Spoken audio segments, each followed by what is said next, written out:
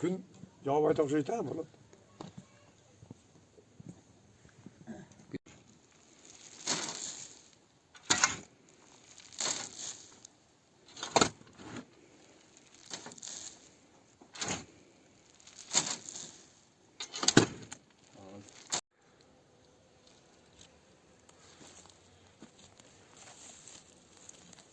Evet.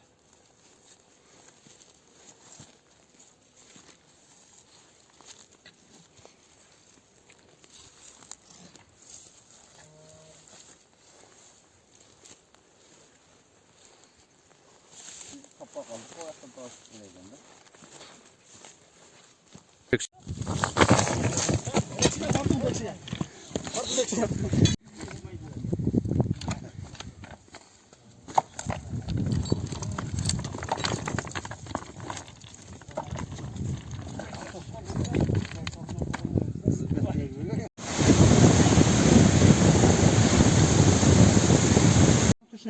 Вот, немеден бұға шалуын баштайнат. On zappa böyle.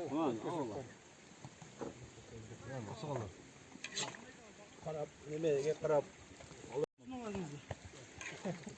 Gözüm yapalım o zaman.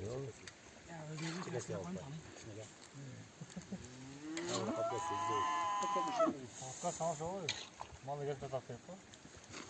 Hayır. Ha? Hakka sama soğuyor ki. Gelin ödeyim. Sama soğuk etti. Sık ya ne?